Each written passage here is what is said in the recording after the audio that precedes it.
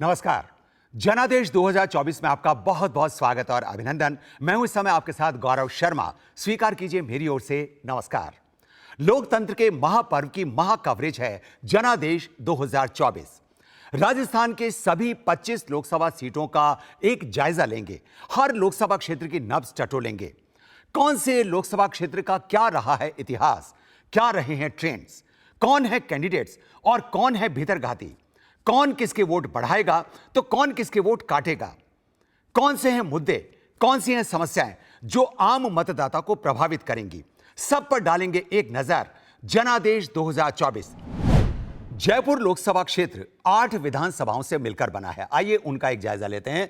सबसे पहले आता है हवा महल विधानसभा क्षेत्र, जिसमें भारतीय जनता पार्टी के बाल मुकुंदाचार्य ने जीत हासिल की थी। हालांकि हम आपको बता दें कि यह जीत बहुत ही मार्जिनल थी। सिर्फ 974 वोटों से उन्होंने कांग्रेस के आर तिवारी को हराया था।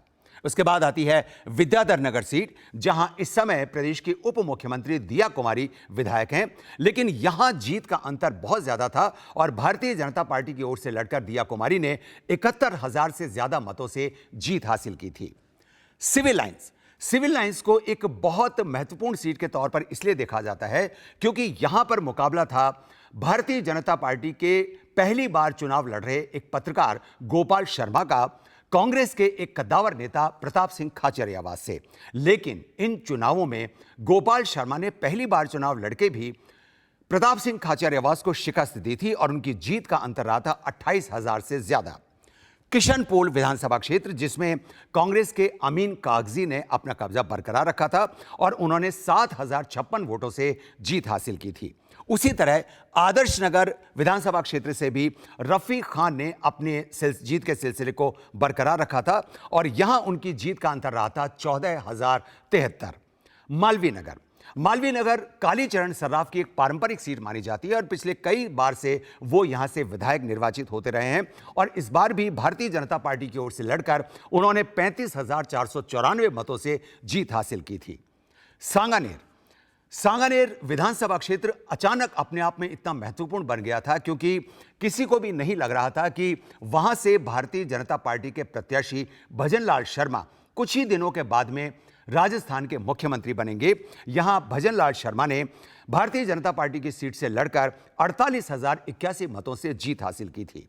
और उसके बाद बगरू, जो जयपुर का एक निकटवर्ती कस्बा है, अपने बगरू प्रिंट के टेक्सटाइल के लिए बहुत जाना जाता है। यहां भारतीय जनता पार्टी और गंगा देवी के बीच में लगातार 2-3 चुनावों में मुकाबला रहा है और इस बार भारतीय जनता पार्टी के कैलाश चंद वर्मा 45,250 मतों से जीते थे। तो आइए एक नजर डालें जयपुर लोकसभा क्षेत्र के इस परिदृश्य पर। गुलाबी नगर के नाम से मशहूर जयपुर शहर राजस्थान की राजनीति का केंद्र बना हुआ है। लोकसभा चुनाव की बात की जाए तो यहां जयपुर और जयपुर ग्रामीण सीट को बेहद महत्वपूर्ण माना जाता है। इन दोनों सीट पर पहले चरण में 19 अप्रैल को मतदान होगा। अगर हम जयपुर लोकसभा सीट पर नजर डालें तो इसमें ज्यादातर शहरी क्षेत्र शामिल है। अरावली की पहाड़ियों से घिरा यह बेहद खूबसूरत शहर अपनी स्थापत्य कला, किले, महल, पर्यटन स्थलों के लिए दुनिया भर में जाना जाता है। इस शहर को राजस्थान का पेरिस भी कहा जाता है। जयपुर अपनी वैभवशाली ऐतिहासिक धरोहर के लिए यूनेस्को की सूची में शामिल है। जयपुर में हाल ही में हुए विधानसभा चुनावों को देखें तो केवल किशनपोल और आदर्श नगर सीट पर ही कांग्रेस जीत सकी। बाकी 6 सीट भाजपा के खाते में गईं। अगर 2019 के लोकसभा चुनाव पर नजर डालें तो इस सीट पर भाजपा के रामचरण बोहरा ने कांग्रेस की ज्योति खंडेलवाल को 4 लाख से ज्यादा वोटों से हराया था। जयपुर सीट पर होने वाले लोकसभा चुनाव की बात करें तो यहां भाजपा ने नए चेहरे के तौर पर मंजू शर्मा और कांग्रेस ने प्रताप सिंह खाचरियावास को चुनावी मैदान में उतारा है। भाजपा ने 2 बार के सांसद रामचरण बोहरा का टिकट काटकर पार्टी के वरिष्ठ नेता और पूर्व विधायक भंवरलाल शर्मा की बेटी मंजू शर्मा पर विश्वास जताया है। पर्यटन के लिए जयपुर प्रसिद्ध है और उसमें आगे और विकास हो। जहाँ कहीं जैसे बीच में कहीं सेफ्टी की ज़रूरत है, पर्यटक आता है तो कभी कभी तो उसके हिसाब से भी सब देखेंगे और जहाँ कहीं भी सुधार करने की है, रंग रोगन करने की है, उन सब की ज़्यादा पर्यटक हमारे आएँ, उनको आकर्षित करने की योजनाएं लाएं। जयपुर में अभी भी पानी की कहीं कहीं समस्या है, तो उसको पहले प्रायोरिटी पर लेकर के उसके लिए काम करूंगी जरूर से। उधर कांग्रेस ने मंजू शर्मा के सामने पूर्व कैबिनेट मंत्री प्रताप सिंह खाचरियावास को उतारा है। हालांकि प्रताप सिंह हाल ही में जयपुर की सिविल लाइन सीट से विधानसभा का चुनाव लड़े थे, लेकिन उन्हें भाजपा के गोपाल शर्मा से हार का सामना करना पड़ा। जनता का आशीर्वाद मिला और इस आशीर्वाद से जीत गया, तो जयपुर में जैसे मैंने पहले हाउस टैक्स वसूल नहीं करने दिया था ना, वैसे यूडी टैक्स वसूल नहीं करने दूंगा। जयपुर में यूडी टैक्स खत्म होगा। अब अगर जयपुर लोकसभा सीट पर 1952 से अब तक हुए 17 चुनावों पर एक नजर डालें तो यहां भाजपा का दबदबा रहा है। इस सीट पर 8 बार भाजपा ने जीत हासिल की है, वहीं कांग्रेस केवल 3 बार ही जीत दर्ज कर पाई है। जयपुर लोकसभा क्षेत्र में मतदाताओं की स्थिति देखें तो यहां कुल 22,74,284 मतदाता हैं। इनमें 11,84,331 पुरुष, 10,89,877 महिलाएं और 76 थर्ड जेंडर मतदाता शामिल हैं। पिछले 2019 के चुनाव में यहां 68.11% मतदान हुआ था। इस चुनाव में मतदान प्रतिशत बढ़ाने के लिए जिला निर्वाचन विभाग की ओर से विशेष प्रयास भी किए जा रहे हैं। सिक्योरिटी पर्सपेक्टिव से भी sector officer, sector police officers ये सब दौरे करते हैं, जिसमें कोई भयग्रस्त मतदाता या फिर कोई क्रिटिकल पोलिंग स्टेशन, इसकी सूचना हम एकत्र करते हैं और पूरा पोलिंग के दिन पीसफुल पोलिंग हो, डिप्लॉयमेंट प्लान बनाया जाता है। अगर इस लोकसभा चुनाव में मुद्दों की बात की जाए तो परकोटा क्षेत्र में पार्किंग और यातायात जाम की समस्या सबसे बड़ी है। इसके अलावा द्रव्यवती नदी प्रोजेक्ट को पूरा करने, रिंग रोड परियोजना और शहर के ड्रेनेज सिस्टम को सुधारने की समस्या भी चुनावी मुद्दा बनी हुई है। यहाँ पे जयपुर में सबसे बड़ी समस्या पार्किंग की है। इसके अलावा गायें बहुत ज़्यादा परेशान करती है। गंदगी, साफ सफाई वगैरह बिल्कुल नहीं होती। हमारे जयपुर शहर के अंदर देश विदेश से पर्यटक आते हैं। अब इतना तो गायों का जमावड़ा, इतनी गंदगी, अगर उनके साथ उनकी लेडीज़ भी होती है तो उनको शौचालय जाने की व्यवस्था कुछ भी नहीं है, न कोई पानी की व्यवस्था है, जबकि हमारा टूरिज्म जयपुर के लिए घोषित किया हुआ है। पहली समस्या तो ये है कि हमारी दुकान के बाद नई नई सड़क बनाई भी 6 महीने पहले 1 फुट ऊंची बना दी और वो दुकान में पानी भरता है, सीवरेज का पानी भरता है, बहुत परेशानी होती है। कोई सांसद कोई बने लेकिन जनता की समस्याओं का हल तो करे, ड्रेनेज सिस्टम नहीं है, ये चीज़ें हैं मिला के। देखो जी, सबसे पहले तो यहाँ का ड्रेनेज सिस्टम बिल्कुल ख़राब हो गया, ठीक है ना। जो पहले थी नालियाँ वगैरह, सड़कें साफ़ रहती थी, आजकल वो सब ख़राब हो गई। और तीसरी चीज़ ये है कि यहाँ इतनी आवारा पशु इतने घूमते हैं कि बेचारे कई बार तो छोटे छोटे बच्चे तक उनके चपेट में आकर के बने देते, जबकि 2-3 की तो डेथ भी हो गई है। कुल मिलाकर के कहा जा सकता है कि जयपुर शहर लोकसभा सीट पर इस बार चुनावी मुकाबला थोड़ा कड़ा होने वाला है। जहां प्रत्याशियों के विकास के अपने अपने दावे हैं, वहीं मतदाताओं की अपनी अपनी समस्याएं हैं। इस सीट की सबसे खास बात यह है कि यहाँ कई पर्यटन स्थल हैं और वर्ल्ड हेरिटेज में शामिल परकोटा है, जिसके विकास की जिम्मेदारी प्रत्याशियों को और भी अधिक जिम्मेदार बनाती है। जयपुर से मेरे सहयोगी कमल योगी के साथ मनीष कुमार शर्मा, डीडी न्यूज़। जयपुर लोकसभा क्षेत्र के बारे में कुछ और चर्चा करने के लिए आज जनादेश 2024 में हमारे साथ उपस्थित हैं 2 वरिष्ठ पत्रकार। समय है कि उनसे आपको परिचित कराएं। आज के हमारे इस कार्यक्रम में हमारे साथ मौजूद हैं वरिष्ठ पत्रकार उर्वशी देवरावल। उर्वशी जी, बहुत बहुत स्वागत आपका आज के इस कार्यक्रम में। और हमारे साथ आज के इस कार्यक्रम में उपस्थित हैं वरिष्ठ पत्रकार विशाल सूर्यकांत। विशाल जी, आपका भी बहुत बहुत स्वागत और अभिनंदन। जनादेश 2024 में आज हम चर्चा कर रहे हैं जयपुर लोकसभा क्षेत्र के बारे में। सबसे पहले बात करना चाहेंगे प्रत्याशियों के चयन में कांग्रेस पार्टी में हाल ही में हुए हाई प्रोफाइल घटनाक्रम की। काफी दिनों के इंतजार के बाद एक नए नवेले प्रत्याशी कांग्रेस की तरफ से घोषित किए जाते हैं और 2 ही दिन के बाद में वो चुनाव लड़ने से अनिच्छा जाहिर करते हैं या उनके ऊपर कई तरह के आरोप लग जाते हैं, फिर एक नए प्रत्याशी सामने आते हैं। आप इस घटनाक्रम को विशाल जी किस तरह से देखते हैं? क्या घटनाक्रम रहा और क्या इसके पीछे कारण रहे? गौरव जी, वाकई कांग्रेस के अंदर ये जो पूरा घटनाक्रम हुआ है, जयपुर जैसी प्रतिष्ठित सीट के ऊपर ये पूरा घटनाक्रम हुआ है, ये चौंकाता है जी। क्योंकि एक राजनीतिक पार्टी, हम वैचारिक रूप से सुनील शर्मा का अलाइनमेंट कहाँ था कहाँ नहीं था उस चर्चा को छोड़ दें या उस पर बाद में बात करें, लेकिन पहली जो चर्चा उसमें ये महत्वपूर्ण ये है कि कैसे कांग्रेस का पूरा जो सिस्टम है टिकट वितरण का वो कोलैप्स हुआ है, वो ध्वस्त हुआ है। एक प्रक्रिया होती है किसी भी उम्मीदवार के चयन की जिसमें ब्लॉक स्तर पर, जिला स्तर पर, फिर राज्य स्तर पर, फिर दिल्ली के अंदर स्क्रीनिंग कमेटी के अंदर, या फिर जो केंद्रीय चुनाव समिति है उसके अंदर, फिर कांग्रेस वर्किंग कमेटी की तरफ से जो साइन होकर चीज़ें आती हैं। वो प्रक्रिया में आखिर इतनी बड़ी चूक कैसे हो गई? अगर वो चूक है, कांग्रेस इसको चूक मानती है और जाहिर तौर पर उन्होंने टिकट बदला है, तो अब इसमें कोई शक नहीं है कि कांग्रेस ने इसे बहुत बड़ी चूक मान लिया है। तो ये कैसे मॉनिटरिंग नहीं हो पाई, कैसे फीडबैक सिस्टम है वो ठीक से काम नहीं कर पाया, या वो ऐसा एक प्रयोग करना चाह रही थी कांग्रेस जिसके ऊपर बाउंस बैक हो गया ये पूरा मामला और इसके बाद में टिकट बदली गई। तो ये तमाम परिस्थितियां एक तरह से फजीयत का विषय तो बनी है कांग्रेस के लिए, इसमें कोई शक नहीं है। रही बात जो उनका एसोसिएशन था जयपुर डायलॉग्स के साथ में, इसमें देखिए जयपुर डायलॉग के बारे में कहा जाता है कि राइट विंग से इसका अलाइनमेंट है, इसका एसोसिएशन, लेकिन सुनील शर्मा जैसे कि उसकी हिस्से उसके अंदर उनकी भागीदारी थी किसी न किसी रूप में, वो डायरेक्टर थे या नहीं थे उस पर एक अलग डिबेट हो सकती है, उनका अपना क्लेरिफिकेशन भी आया हुआ है, लेकिन कहीं ना कहीं उनका रोल था और उस रोल के अंदर ये जग जाहिर था कि यूट्यूब चैनल के अंदर या वहाँ पर वो पब्लिक प्लेटफॉर्म पर वो बोलते रहे हैं, जयपुर डायलॉग्स के अंदर डायस है वो शेयर करते रहे हैं, तो चीज़ तो किसी से छुपी नहीं थी। और वो एक राइट विंग के प्रोग्राम में जाकर अगर कांग्रेस की भी अगर बात कर रहे थे, ये मान लिया जाए, तब भी कोई, मुझे लगता नहीं कि उसमें कोई बहुत बड़ा कोई संकट था।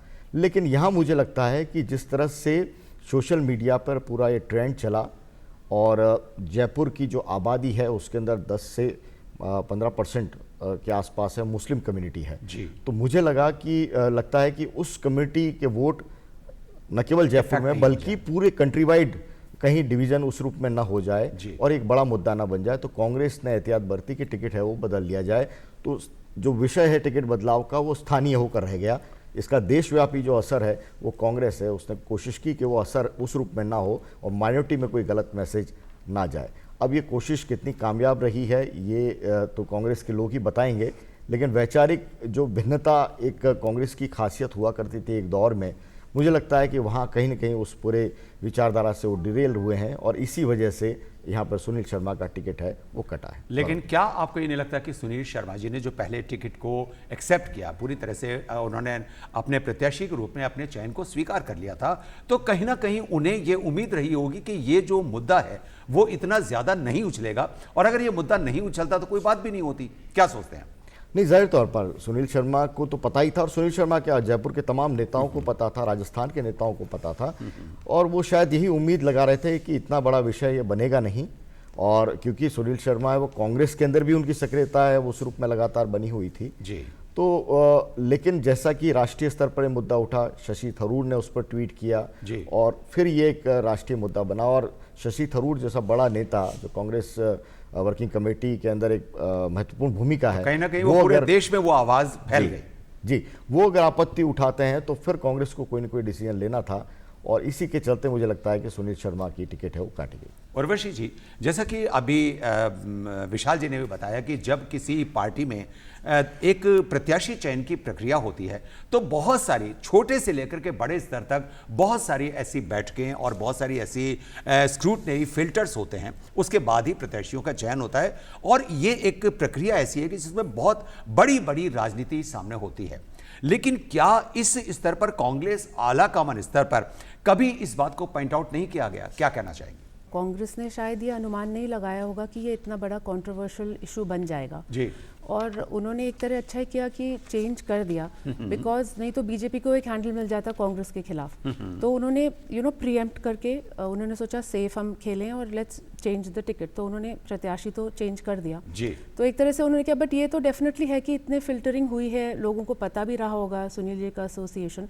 अगर ये पॉइंट आउट नहीं हुआ तो ये तो डेफिनेटली एक चूक है कांग्रेस के जी। लीडरशिप की। तो विशाल जी, अभी अगर कुछ दिनों पहले के अगर समाचार पत्रों की अगर बात करें तो कांग्रेस के जो दूसरे जो अभी नए प्रत्याशी घोषित किए गए प्रताप सिंह खाचरियावास, उन्होंने भी कहीं ना कहीं प्रेस के सामने ये स्वीकार कर लिया है कि हाँ, जयपुर में हवा भारतीय जनता पार्टी की और उन्हें हार का सामना भी करना पड़ सकता है।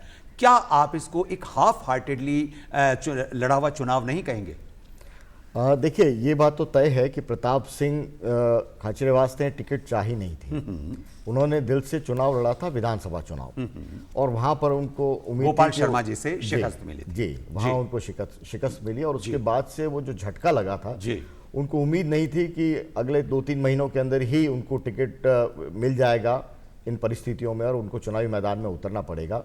और चुनाव लड़ना एक प्रत्याशी के लिए किसी जीवन में आने वाला एक बिरला मौका होता है गौरव जी, और इस मौके पर इस रूप में अगर टिकट मिलेगी तो जाहिर तौर पर प्रताप सिंह खाचरियावास मानसिक रूप से, सामाजिक रूप से, वोटर, कार्यकर्ता, ये पूरा सिस्टम होता है, इकोसिस्टम होता है इलेक्शन का, उसको फिर से बनाने में उनको पता है कि वक्त लगेगा। और जयपुर के अंदर तो पहले चरण के अंदर ही मतदान होना है। तो ऐसे में मुझे लगता है कि तैयारियों के लिहाज से अभी वो उस रूप में तैयार उस रूप में थे नहीं, और जयपुर एक तरह से बीजेपी का गढ़ रहा है। पिछले चुनाव के अंदर भी 4-4.5 लाख वोट से यहाँ पर रामचरण बोहरा चुनाव जीते। 4,30,000 की से ज्यादा की जीत की मार्जिन था। जी। तो ऐसे में प्रताप सिंह को लगता है कि कहीं टिकट लेने के बाद में अगर वो चुनाव हार जाते हैं तो उनका राजनीतिक रूप से करियर है वो भी खतरे में आ जाता है। उर्वशी जी, जो बात करें भारतीय जनता पार्टी के प्रत्याशी की, उससे पहले हम जो जयपुर लोकसभा सीट पर महिलाओं के प्रतिनिधित्व के इतिहास पे बात करना चाहेंगे। अब तक महिलाओं की मौजूदगी की क्या स्थिति रही है? कब जयपुर लोकसभा सीट से महिलाओं का रिप्रेजेंटेशन रहा है?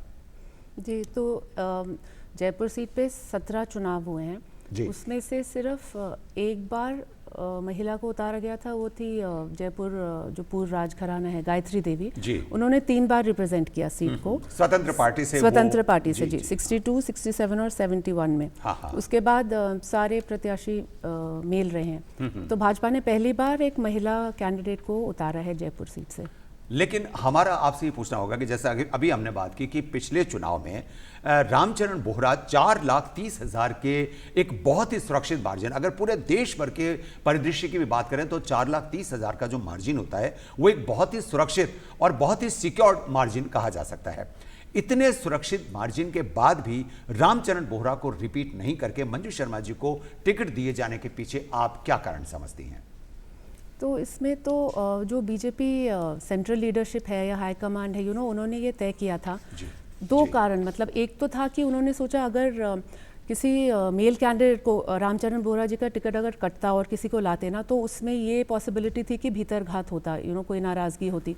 तो एक तो महिला कैंडिडेट को अनाउंस करके, वो भी मंजू जी जो पार्टी से जुड़ी रही हैं, एक्टिव रही हैं, बट कोई कंट्रोवर्शियल फेस नहीं है, एक्सेप्टेबल है सबको, तो उनको उन्होंने उतारा। और एक ये था कि वो डेफिनेटली जो मोदी जी की वो एक एफर्ट है कि वुमेन एम्पावरमेंट की जो बात कर रहे हैं, बिल भी लेके आए वुमेन रिजर्वेशन का, तो वो महिला चेहरे लाना चाह रही है बीजेपी।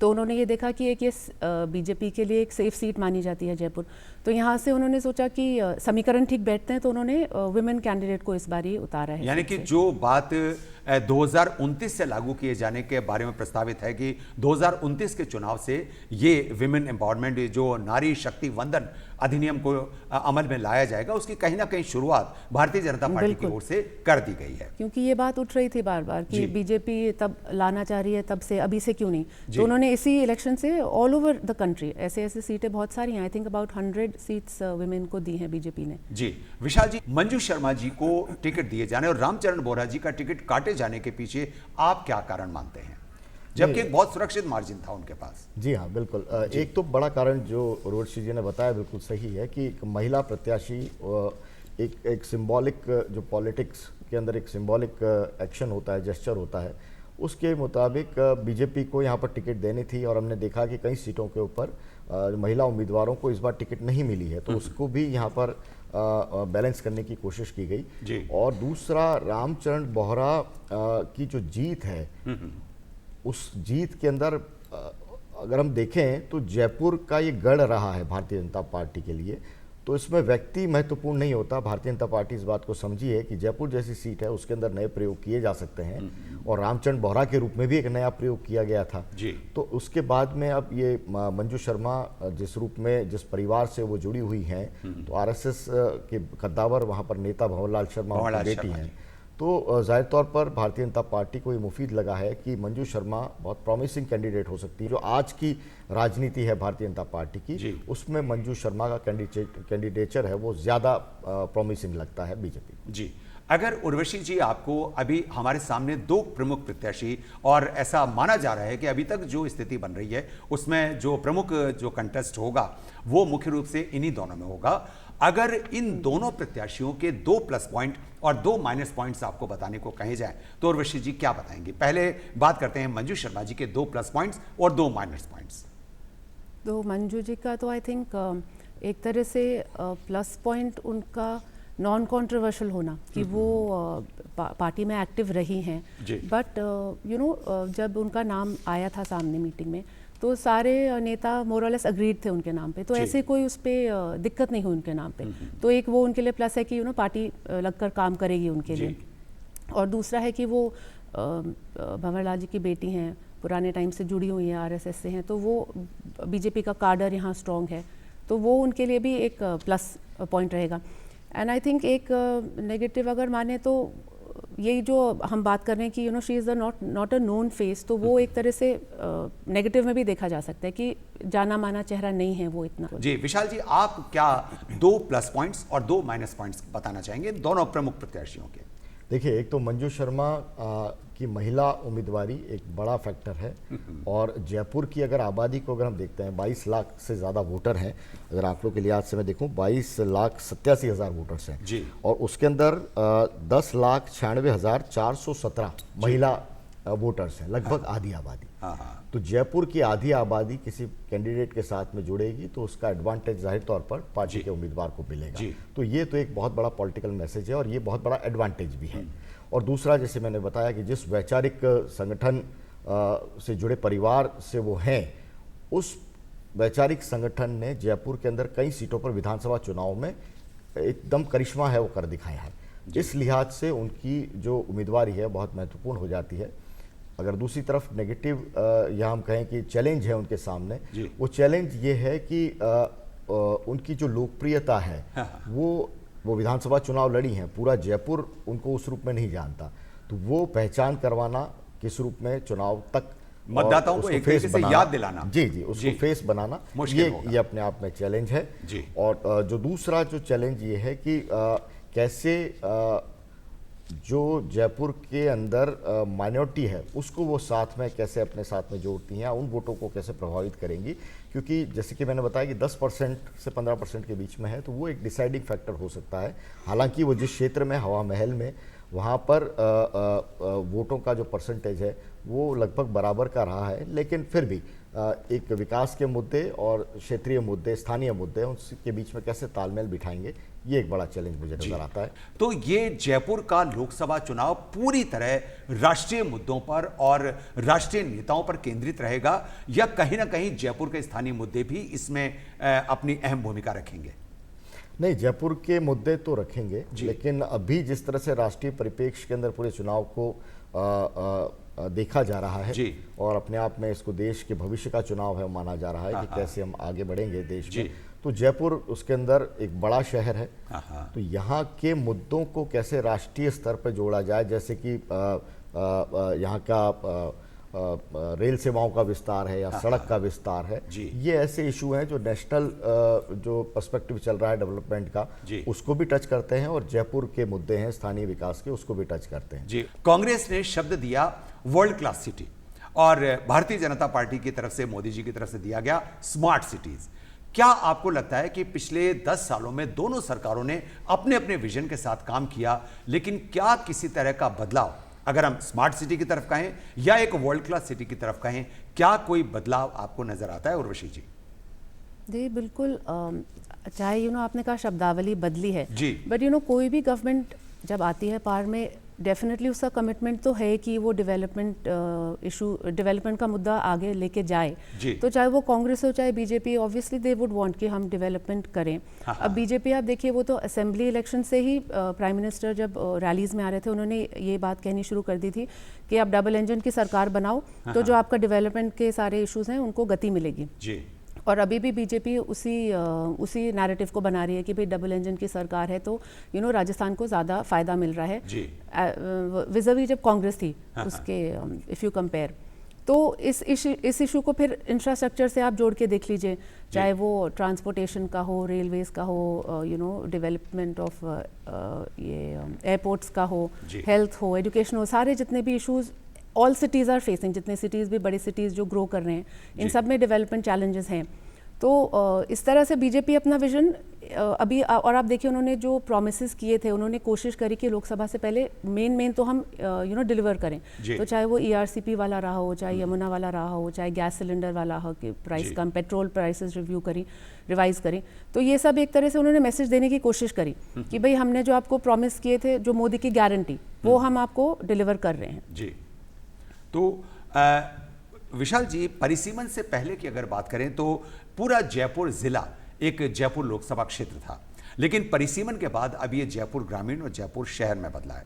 राजनीतिक परिप्रेक्ष्य में इसके क्या फर्क रहे, क्या मायने रहे हैं? नहीं, देखिए, राजनीतिक परिप्रेक्ष्य में काफ़ी बदलाव हुआ है और जयपुर अब शहर और जयपुर ग्रामीण, तो विकास के मुद्दे हैं वो भी बदल गए हैं, जो विकास की ज़रूरत है वो बदल गए हैं। जयपुर ग्रामीण की जनता के पास में कुछ और अपने इशू हैं और जयपुर शहर के हैं वो कुछ और हैं। मसलन जयपुर शहर के अंदर अब मुद्दा है ट्रैफिक। जयपुर शहर के अंदर यह है कि जयपुर का विकास जिस रूप में हो रहा है, जयपुर के अंदर बढ़ती आबादी है, उसके लिए कैसे सुविधाओं को विकास किया जाए, और जयपुर ग्रामीण के पास में चैलेंज ये है कि जो जयपुर शहर के अंदर डेवलपमेंट हो रहा है वो कैसे पहुँचे, मसलन मेट्रो। तो ऐसे कई ऐसे इशू हैं जो विकास के मुद्दे हैं, वो दोनों एक ही जयपुर के अंदर दो हिस्सों में लगभग है बटे हुए नजर आते हैं।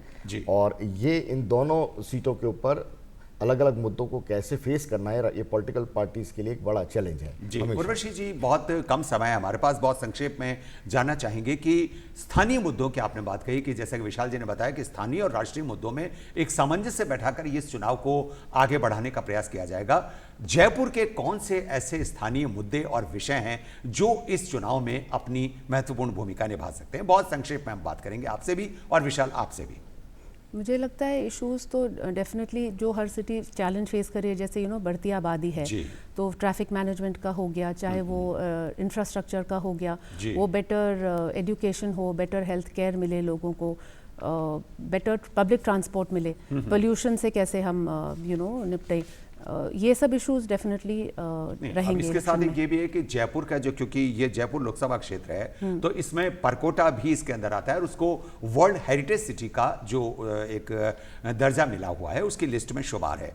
लेकिन इसका बिगड़ता हुआ स्वरूप, क्या ये भी चुनाव का एक मुद्दा, क्या मतदाता इसको लेकर के भी थोड़े से मुखर होंगे इस चुनाव में? विशाल जी। नहीं, जाहिर तौर पर आपने बिल्कुल सही कहा, परकोटा है कि टूरिस्ट के पर्पज़ से भी, टूरिज्म के पर्पज़ से, वर्ल्ड हेरिटेज के हिसाब से बहुत महत्वपूर्ण है। तो पर्यटन, ट्रैफिक व्यवस्था, आपका जल की उपलब्धता, ग्राउंड वाटर जयपुर के अंदर किस तरह से यहाँ पर डार्क जोन के अंदर आ गए हैं कई ब्लॉक राजस्थान में, उसमें जयपुर महत्वपूर्ण है। रामगढ़ बांध का पूरा वापस से जीर्णोद्धार, कैसे उसके अंदर पानी वापस आए, ERCP प्रोजेक्ट का क्या उसका फ़ायदा रामगढ़ बांध को मिलेगा। तो ऐसे कई ऐसे विषय हैं जो जयपुर के चुनाव को पूरी तरह से प्रभावित करेंगे। ये मुद्दा, ये जो चुनाव है वो राष्ट्रीय परिप्रेक्ष्य में तो है ही, लेकिन जैसा मैंने पहले बताया कि स्थानीय और क्षेत्रीय मुद्दे उस रूप में राष्ट्रीय परिप्रेक्ष्य के अंदर जुड़ रहे हैं और इसलिए अपने आप में महत्वपूर्ण है जयपुर का। चलिए, बहुत बहुत धन्यवाद। अब समय है आपको धन्यवाद देने का कि आज आप हमारे साथ स्टूडियो में पधारे। हमारे साथ आज की इस चर्चा में मौजूद रहे उर्वशी देवरावल जो एक वरिष्ठ पत्रकार हैं और विशाल सूर्यकांत जो एक वरिष्ठ पत्रकार हैं। आप दोनों का बहुत बहुत धन्यवाद हमारे साथ स्टूडियो में आने के लिए। तो जनता ने अपना मन बना लिया है, अब चुनाव बहुत नज़दीक हैं और बहुत जल्दी ही जनता अपना मत देने के लिए आगे आएगी। हमारा तो कहना यही है कि अधिक से अधिक संख्या में मत दें, जयपुर को एक वर्ल्ड क्लास सिटी, एक बहुत बड़े विकसित शहर को बनाए रखने के लिए अपना वोट दें, लेकिन वोट अपने मताधिकार का प्रयोग जरूर करें। जनादेश 2024 में आज के इस कार्यक्रम में हम आपसे विदा लेते हैं। नमस्कार।